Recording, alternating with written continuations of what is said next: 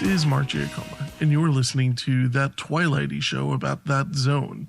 And tonight, we will be talking about the episodes and when the sky was opened and what you need. But first, let's groove a little on Alex Salt's awesome theme music.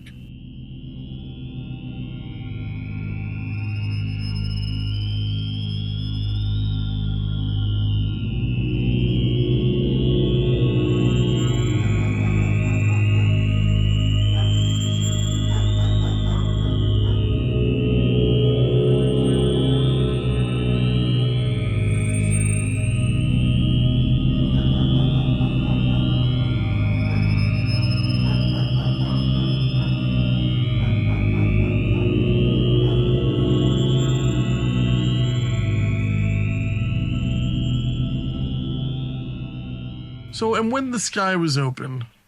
Wait. Let me do my thing first. Oh. I'm kind of the host. December 11th, 1959. Okay. Do you want to start over the whole thing? No. Right. You did fine. Let me just... Okay. So, I remember proposing this idea for the podcast to Mark a few days before Thanksgiving, and this is a rarity for me at least, in that I have a friend, a colleague, and associate who doesn't regularly watch the show. I spoke to several people in preparing the show, and I pretty much got the same reaction every time. And Wait, can I guess what it is? What was it? Oh my god, I love the Twilight Zone! Yes, and some even had requests. They said, can I do this episode? Can I do that episode? So I think with... You know more of the famous episodes like Eye of the Beholder and Nick of Time. We talked about those, and you were open to the idea of looking at some of the lesser known episodes like the two that we're going to talk about tonight. So is it more that you typically don't watch television from that time, or is it that you weren't interested in the Twilight Zone or that kind of genre? Well, I'm not the biggest fan of television from the 50s and early 60s. But that being said, as a kid, I really liked the Twilight Zone. I still like the Twilight Zone. I had a little bit of a difficult time getting through these couple episodes. It could be because the holidays just ended, trying to get back into the flow of things. Right. But on the other hand, I did find a lot of things to enjoy about these episodes. And I'm going to point out exactly what I think that these episodes might have missed. Things that maybe even you didn't even notice. Okay. And things that I think might have shown why Twilight Zone stayed on the air for, I believe, 4 seasons? 5. It was on for 5 years. And, basically well, if you can do all that under 30 minutes, then that's great. Yeah, absolutely. Done. Yeah, right. So the 2 episodes, this is unusual. What You Need premiered on Christmas Day, which, you don't see new programming on Christmas Day at all anymore. Yeah, you know what? You're absolutely right, actually. Mm-hmm. And it's not well, it's kind of a Christmas episode if you think about it. But we'll get to it in a minute. Yeah, What You Need is, well, again, we'll get to it, like you said. So, right, Rod Taylor appeared in this episode, the first one, and When the Sky Was Opened. He was not quite famous yet. He became kind of a big movie star in another year. He appeared in The Time Machine, and he was in The Birds in 1963 for Alfred Hitchcock. He died in January of 2015. And here we have another story, like in the vein of a lone man going nuts and bugging out for nearly 25 minutes, which is another episode that we're also going to talk about later. Mm-hmm. But it's similar to the pilot, which was called Where Is Everybody? Except that the shoe is on the other foot, and this time people are disappearing. So the Sci-Fi Channel recently ran a complete marathon of the original episodes in broadcast order. It started New Year's Eve and it ended on January 3rd. All 156 episodes, and I caught a few of them. But these were HD transfers, and they looked really good. They do look really, really good. I ended up watching it on Amazon Prime. Mm-hmm. And I'm really happy with the way they look. Right. I just have the DVDs. That's what I've been going on. And they're not the greatest quality. They're not cleaned up very well. The sound isn't that good. So there was there was an increase in the frame rate that I noted that made the episodes look like they were shot on video. All of them, not just the 6 that were actually shot on video, but still superior to the VHS and DVDs. Mm-hmm. Okay, so now for this story, what I guess we're starting off with a weird kind of a rocket experiment that they had. The first thing we see is like this, I guess, a rocket underneath a tarp or something, and then we go into a hospital where already Rod Taylor's character is flipping out. Her name, X-20. Her type, an experimental interceptor. Recent history, a crash landing in the Mojave Desert after a 31-hour flight 900 miles into space. Incidental data, the ship with the men who flew her disappeared from the radar screen for 24 hours.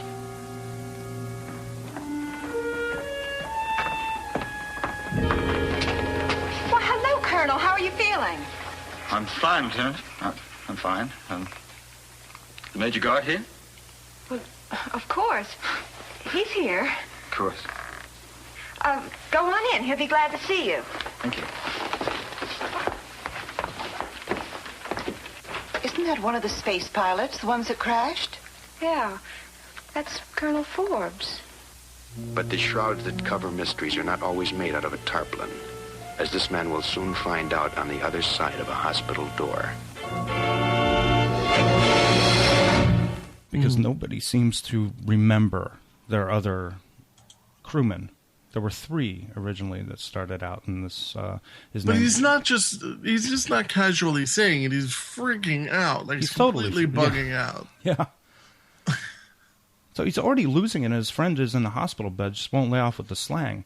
He says, thermometer in my puss, you're off on a toot, and so on and so forth. Taylor's reality is changing, and everybody's acting like it's completely normal. And I wonder if this is how schizophrenics see the world. Is their reality constantly being adjusted? Mm-hmm. And they do a lot of smoking, too. I mean, even in the hospital. Yeah. The hospital was a very interesting spot.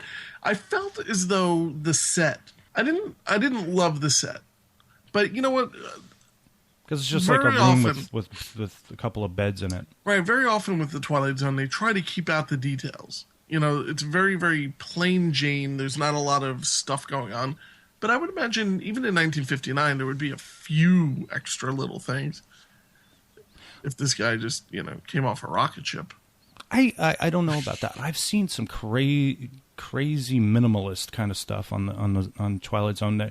Like, for instance, the second episode that aired was called "One for the Angels," and in it, a little girl gets hit by a truck or something. I forget. And instead of taking the little girl to the hospital, they just put her in a room, and they say, and the doctor hysterically, it's just he says, "Okay, she'll either get better or she won't." Basically, they didn't have anything in their budget for a hospital set. So in this scenario, you have people experiencing lots of strange situations. I'm looking at my notes here. Sure. But they just go nuts. Then they pick up the pieces of their shattered ego and move on. But there was an episode of Star Trek: The Next Generation that covered the same ground, except this time people were gradually disappearing off the Enterprise, and Dr. Crusher was the only person noticing, and everybody thought she was out of her mind. Right. This is kind of like a common theme when it comes to a lot of mysterious type of movies and TV shows. There was the ongoing vanishing person. Right. Back to the Future, There was a Julianne Moore movie made in 2004 called The Forgotten. Mm-hmm. And in that movie, she's convinced her son died in a plane crash, but everybody, including her husband, tells her she never had a son. So it's sort of the same situation here. This guy Harrington disappears, and he feels like he's disappearing too. There's like a scene where they're at a bar. They're trying to pick up chicks at a local saloon. And which is kind of messed up because I think Taylor's character has a girlfriend or he's engaged to be married, so he's a bit of a bad boy trying to make time. So this Harrington gets this look on his face like, oh my God, I'm slipping into non-existence, and then he calls his parents and they don't know who he is. Harrington, I'm saying it's Harrington. Lots of yelling.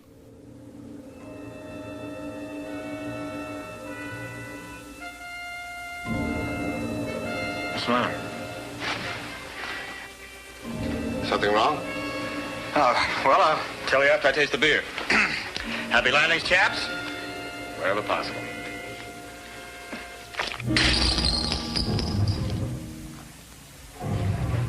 Well, that's okay. That's okay.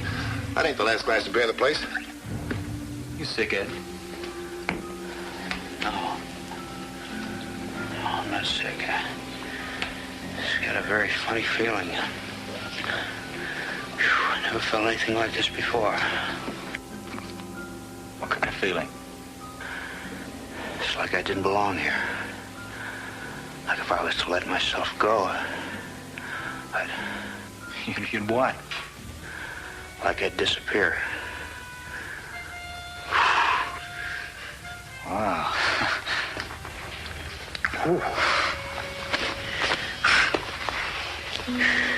Happy landings. Well, sure. A lot of Harringtons. He actually, the word Harrington is said 24 times in this TV show. Ah. You actually counted? I didn't did. count. It's a little trivia though. No, you were like 1, Came 2, across. 3. Yeah. No. I love that name. So it's based on a story from Richard Matheson, who is one of the great science fiction writers. I have a couple of his books, and I read them on occasion. But have you ever read the short story this is based off of? The short story, yes, I did. I haven't. Okay. It's again, because it's a short story. You know how you were talking about how there seemed to be a lot less hustle bustle in the transition to like a TV show version, right? It's the story when you're writing a story, and then when you're reading it, you know it's your mind that has to create the television. So, as a story, it's imbued with a lot more. There's a lot more going on. There's it's not a story originally written for television. It's just written for the printed page. So we know a lot more about these characters. What's kind of interesting is how these guys get all their news from the Daily Chronicle. Yeah. Like it's. The newspaper of choice. Yeah, and it seems to change more than a Harry Potter newspaper. Yeah. Every time he looks at it, it's something else. It's like one person, survives. 3 people survive. Yeah, there were 3 people in the picture, then 2, and then finally 1. Sure. Now, you know what's interesting? You know how they're in the bar? It's a very similar bar to the next episode that we're reviewing. Maybe a redress of the set. Maybe they had a bar. I'm they had wondering a standing because bar set. The only difference really is the telephone booth is a lot smaller in the I'm forgetting the exact title. And what you need. Yeah, it's smaller than in What You Need. But for the most part, it's laid out exactly the same way, and I have to wonder. Yeah, I have to go back and look. Okay, but yeah, you that's a very good point because. I'm not sure that these were shot back to back because what we're looking at on this show is their broadcast order, but it's possible they had just the standing bar set, and the bar set and What You Need has more crap on the walls. It has more of an Applebee's quality to it. I guess it has what's the word? Flair. It has flair. One has neon. I think it's a little bit. More Archie's Place. Right. And they're in the bar and he tells Rod Taylor's character that he tried to call his parents and his parents are saying, "Stop calling here." Like they get calls like that all the time, right? And my father got on and said he's I have no son, stop calling. Who says that? I don't know. But we mainly stay with Rod Taylor's character throughout the piece until he finally disappears, and then it's the younger guy, that he looks like a younger guy. Yeah. Starts freaking out, and he's like, "Where are these people? Where are these people?" And of course, nurses are looking at him like he's crazy. I found this whole episode very difficult to get through. It was one of the 2. No, the other one I didn't have a problem, but I mean.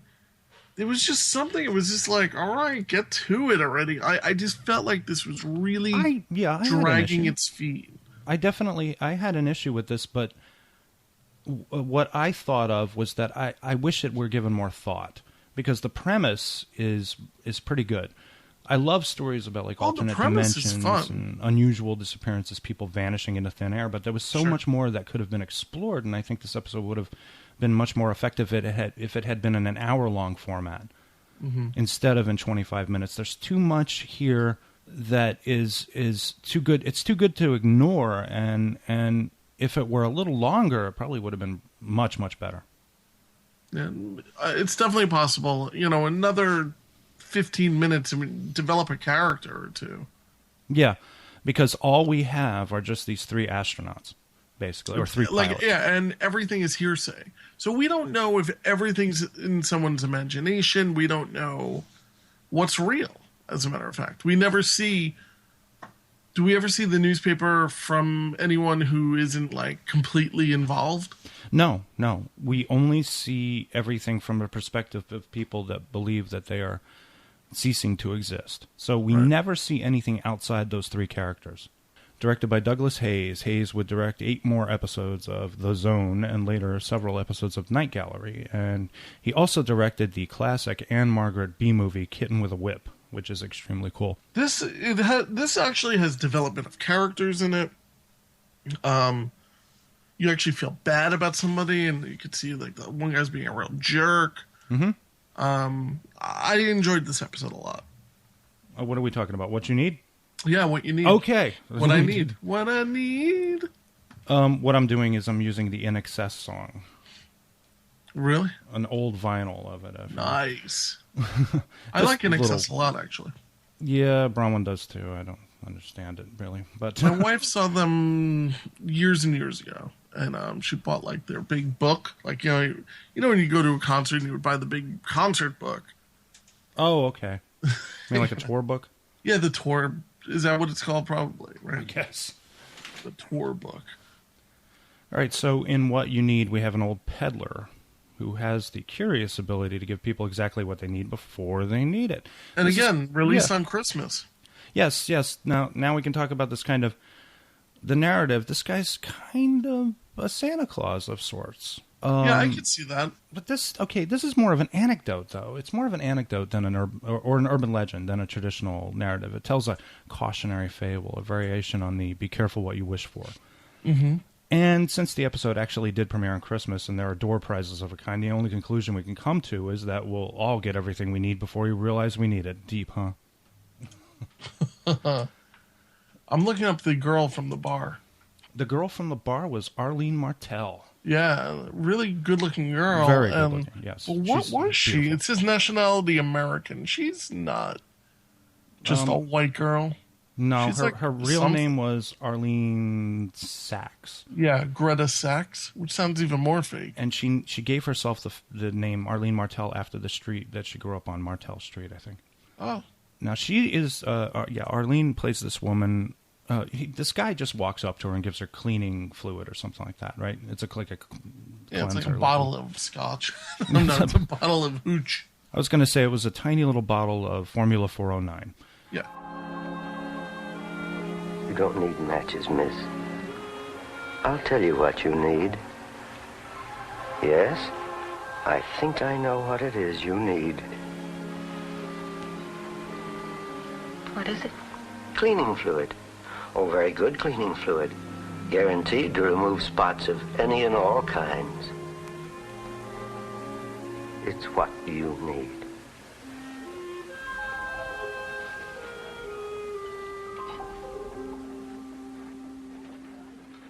And then he gives this baseball player a bus ticket to Scranton, because that's not like the weirdest thing you could possibly have in your little valise. There is a ticket on a bus. And then later, this guy gets a phone call with a job offer. No, but this is the thing, though.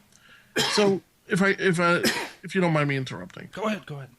So the guy who's getting the Scranton bus ticket is kind of a washed-up. What is he? 23, baseball player. Except he looks like he's 43 because people tend to age more back then. And he's just holding a glass of alcohol of some sort. Yeah. And the bartender's just basically ribbing him the whole time. Yeah. His name is Lefty. And what does he need? He can use a new left arm. Isn't that right, Lefty? Whatever. Yeah, I lost a lot of money on you. It's like, you could say that again. I lost a bundle on you. And it's like, oh my God, like, why is the bartender such a jerk? Why? Okay, I have a question too. Why is Rod Serling such a jerk in the opening narration? I don't recall the opening narration. He's describing the people in the bar, and he gets to this the criminal dude Renard, and he's like, if I were that Renard guy, I heard Rod Serling talking about me like that, I'd run off the soundstage and grab him by his collar. I really would. What did he say? Do you recall? He said this guy is just like a piece of crap. He's scum. He's like, he's like a criminal, and he's, he has no morals whatsoever. He's an ugly man. I mean, he's done that before. Serling has done commentary like that before.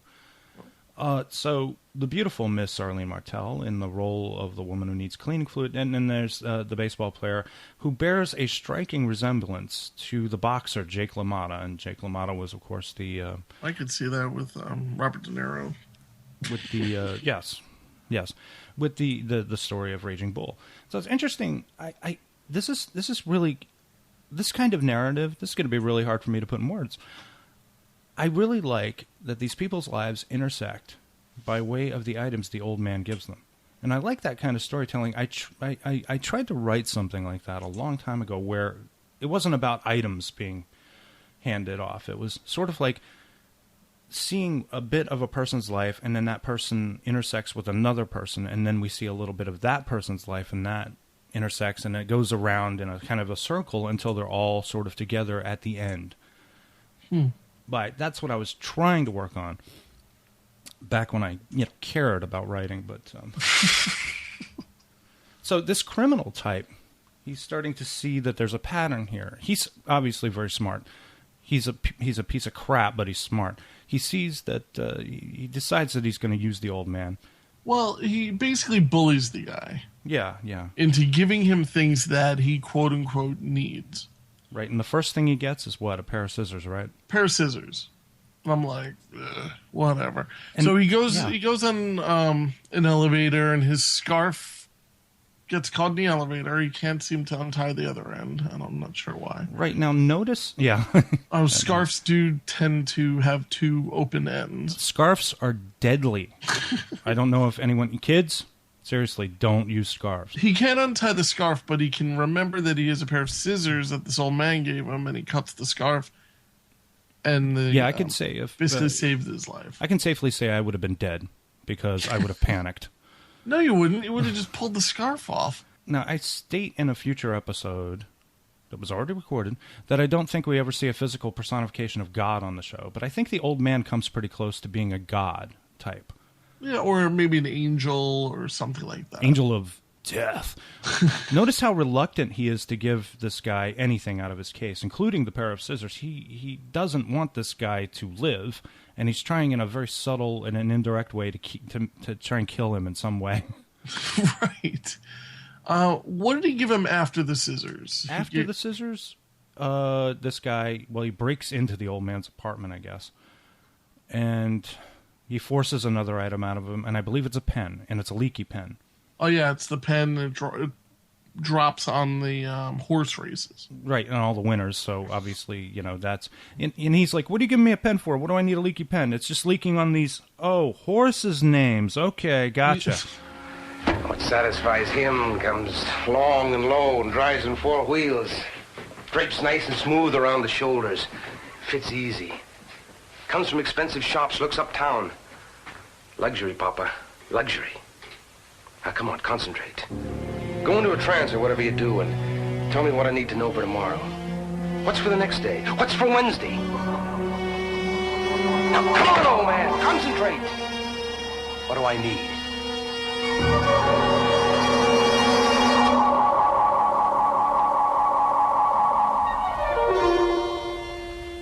A pen?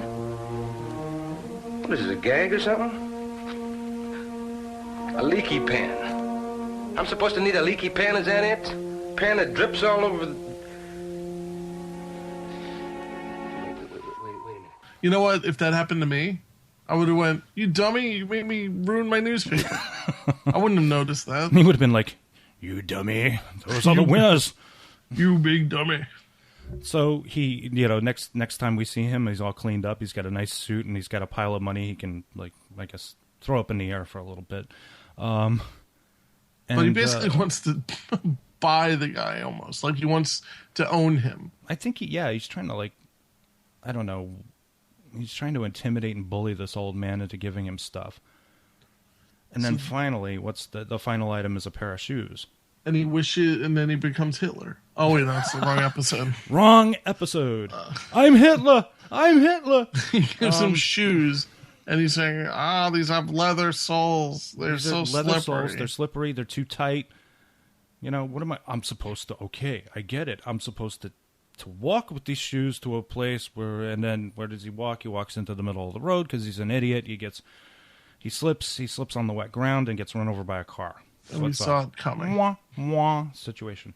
Kind of cool. Yeah, I mean, a fun episode, actually. It was a cold move on the sweet old man's part. Well, he didn't do it. He just allowed it to happen. He allowed it to happen. He was like, you know, this is the only way I'm going to get rid of this douche. And then, I guess what? News, he, like a couple in the middle of the night comes out, and he gives the guy a comb, and then he leaves, and then the news cameras come, and I guess he combs his hair. I didn't know how I felt about that. It's kind of cute. It's kind of cute. It is cute, yeah. It's too cute for such a dark story. You know what the whole thing is for the most part that the old man gives away things that aren't tremendously life-changing. Yeah. And except for this guy. Well, upon inspection, some of them, I think he wanted to hook up the baseball player with Arlene there. Right, that's possible. So she had the cleaning fluid. Oh, let me clean that for you. Hey, you're good looking. Right. You know, that kind of thing. All right. Any final thoughts? I'm going to wrap this one up. I love the way these films look. You know, they've been lovingly cared for over the decades. Yeah. I felt as though the bomber one, what is it called? I'm forgetting the name of the... You talking about King 9? Yeah, the one that we haven't done yet? No, not King 9. No, the other one. The Missing Guys. Yeah. I felt as though that one was twice as long when I was watching it.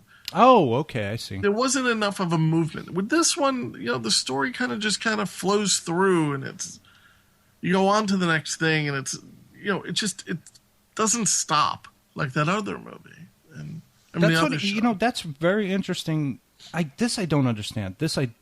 I mean, I feel it, but I don't understand the concept. Mm-hmm. Is that if a narrative is moving along at a nice clip, it feels like no time was spent, or it's enjoyable, and you're like, wow, it's over already. Right. And then there are some things which are, I guess, they take too much time. It's a little harder to construct the narrative in your head as you're watching it, and it feels like it's just an eternity watching it. Right. I don't know that I completely felt that way about both episodes. I think when it comes to the science fiction aspect, I prefer stories more like the first episode than this one, because I felt like there wasn't enough of a supernatural element for me. It seemed all to be like a series of coincidences, things that could be explained away. Right. Well, that's my final thought. So have these episodes sparked your curiosity and perhaps perused the remaining 154 episodes? I'm pretty sure I've seen every episode of the Twilight Zone. I've seen these episodes. No. Right now I'm not going to revisit Twilight Zone. It's like the Twilight Zone never went away for me. You know, like there's never been a lull. Like it's never vanished for 5 years. So it never had an opportunity for you to miss it. Right. And, okay. If it was on, I would watch it. And now that I have at my disposal every episode at any moment, I definitely won't watch it. So basically, you're only watching these for my show. Yes. Yeah. No. I was hoping that they would spark some level of an interest. And maybe they will. Maybe another episode will. You know, another one of the episodes that we're reviewing for another episode was pretty good. Okay. But we'll go into that in the next episode. In the next season, actually, it will be time jumping into the next season. Next time, I will be discussing The Four of Us Are Dying and Third from the Sun with Denny Spangler on that Twilighty show about that zone. Thanks for tuning in. Thanks, Mark, for joining me. And tune into VHS Rewind. And try not to vanish into an alternate dimension after returning from a space mission flying on an experimental rocket. Good night. Good night.